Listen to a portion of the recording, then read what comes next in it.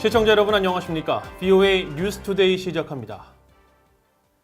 북한 등 유엔이 지정한 식량 부족 국가들이 내년에 심각한 식량 불안정 상태에 놓일 수 있다는 전망이 나왔습니다.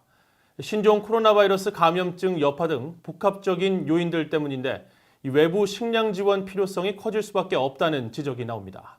첫 소식 안소영 기자가 보도합니다.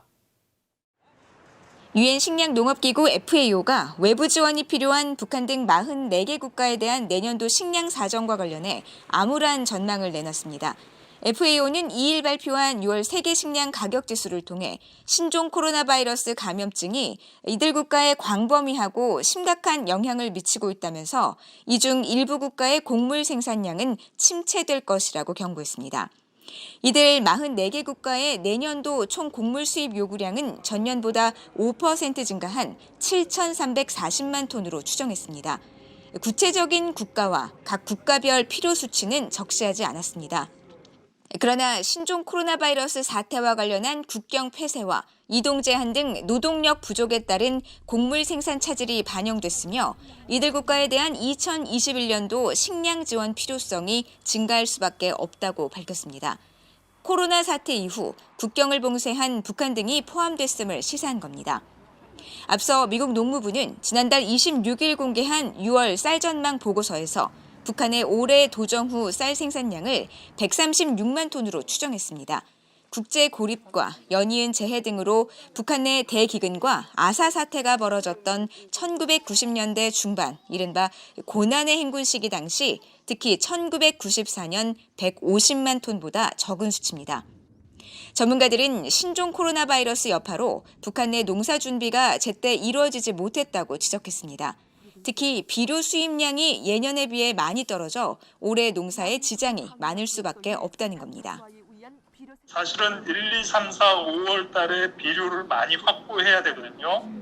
그러니까 2019년에 1, 2, 3, 4월, 또 2018년에 1, 2, 3, 4월에 비해서 비료 수입액이 뚝 떨어져 있습니다. 농작업이 계절성이 있기 때문에 비료 투입도 계절성이 있습니다. 그래서 본격적인 농사철이 되기 전에 비료를 많이 땅에 토지에 주어야 되고. 이런 가운데 올해 들어 5달 연속 하락하던 세계 식량 지수는 지난 6월 전달 대비 2.4% 상승하면서 신종 코로나 사태 이후 처음으로 반등했습니다.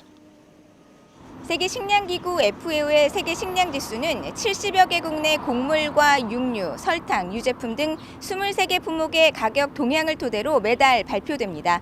VOA 뉴스 안소영입니다. 북한이 최근 남북 연락사무소 폭파 등으로 한반도 긴장을 조성하며 자신들이 원하는 것을 얻고 있다는 진단이 나왔습니다. 미국 대선에 앞서 선거에 영향을 미치는 이른바 10월 서프라이즈 측면에서 한국 정부가 거론한 추가 미북 정상회담 가능성도 배제할 수 없다는 관측도 제기됐습니다. 박형주 기자가 취재했습니다. 미국의 전략국제문제연구소 CSIS가 주최한 한반도 정세 관련 화상 간담회에서 수미테리 CSIS 선임연구원은 북한이 최근 남북 공동연락사무소를 폭파해 긴장을 고조한 뒤 다시 완화하는 등 상반된 신호를 보내고 있다고 진단했습니다. 그러면서 이는 사전에 계획된 전략의 일환이라며 김정은 위원장이 연락사무소 폭파 하나로 장관 사퇴와 미북 정상회담 추진 등 한국으로부터 이미 많은 것을 얻었다고 분석했습니다. Look what Kim has achieved already just by simply blowing up the liaison office, right? We already have reshuffling in the South Korean government with Minister of Unification resigning, and President Moon saying, he supports a potential summit between Trump and Kim. And then even our national security advisor said he was open to engagement. 테리 선임연구원은 그러면서 한국과 미국이 원하는 것을 제공하지 않으면 북한에게 남은 선택은 추가 도발이라고 관측했습니다. CSIS의 빅터차 한국 석자는 대통령 선거 전에 선거 향방에 영향을 미칠 수 있는 사건이 벌어지는 것을 가리키는 10월 서프라이즈를 언급하면서 미국 대선 전 추가 미북 정상회담 개최 가능성을 배제하지 않는다고 말했습니다. 차 석자는 존 볼튼 전 국가안보보좌관의 회고록에 따르면 트럼프 대통령은 2차 하노이 회담 당시 영변 핵시설과 일부 제재 완화를 맞바꿀 의향이 있었던 것 같다면서 그런 합의를 막은 유일한 사람이었던 볼튼 전 보좌관이 백악관을 떠났다고 덧붙였습니다. According to Bolton, the president asks, I think it's internally, well, what if we just take off a percentage of the sanctions, right? Some percentage of the sanctions. That's the kernel that could lead to an October surprise.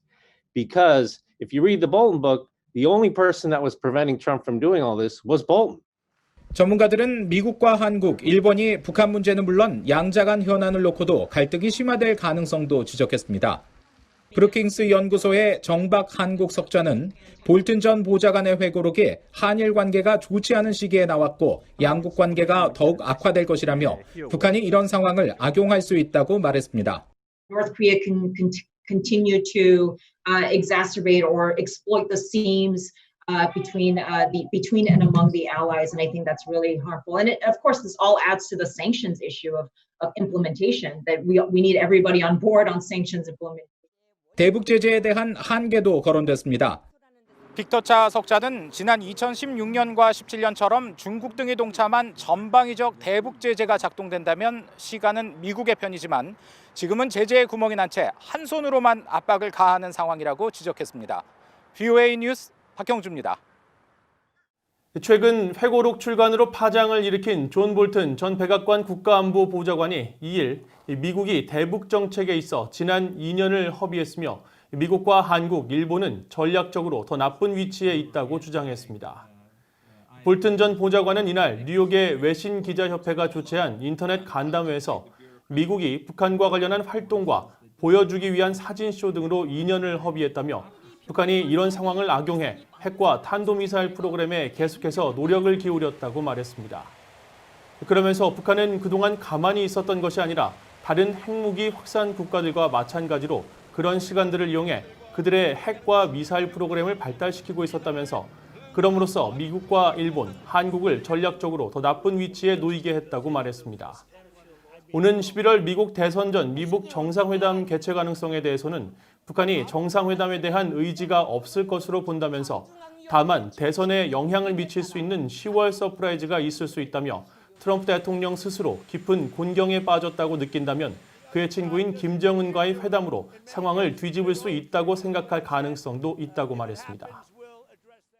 미국 국방부가 다음 달 중순 이후로 예정된 미한 연합 군사훈련 시행 여부와 관련해 동맹의 필요와 요건을 충족할 수 있도록 한국 측과 긴밀히 협력하고 있다고 말했습니다.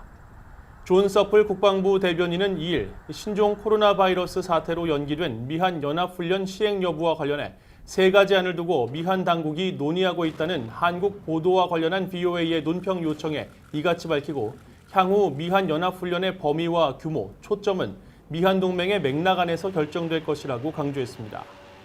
앞서 이날 한국 정부 관계자는 코로나 상황이 나아지지 않을 경우 연합훈련 재개 여부와 시기, 형식에 대해 한미 당국이 아직 결정을 하지 못한 상황이라고 밝힌 것으로 알려졌으며 미한 군 당국은 코로나 상황을 반영해 훈련을 정상 시행하는 방안과 연합 전투 참모단 훈련으로 축소하는 방안, 아예 취소하는 안을 놓고 논의 중이라고 한국 언론들은 전했습니다.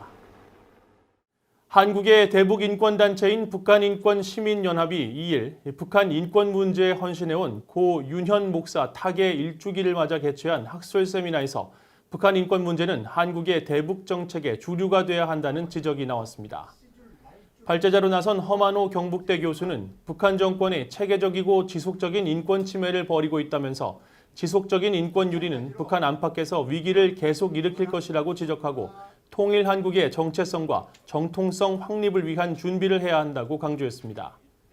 또 이원웅 가톨릭 관동대 교수는 북한 인권 개선 문제는 통일과 한반도 평화를 위해 포기할 수 없는 국가적 과제임에도 아직까지 한국 내에서 북한 인권 문제가 대북 정책의 주류가 되지 못하고 있다면서 북한 주민의 실질적 인권 개선을 위한 구체적 목표 실현에 주력해야 한다고 지적했습니다. 윤현연구소의 양경석 소장도 북한 인권 문제는 남남 갈등을 유발시키는 문제가 아니라는 점을 분명히 하고 국제적 연대를 바탕으로 북한은 물론 아시아 인권을 위해 더욱 노력하겠다는 뜻을 밝혔습니다. 이상으로 VOA 뉴스투데이를 마칩니다. 시청해주신 여러분 고맙습니다.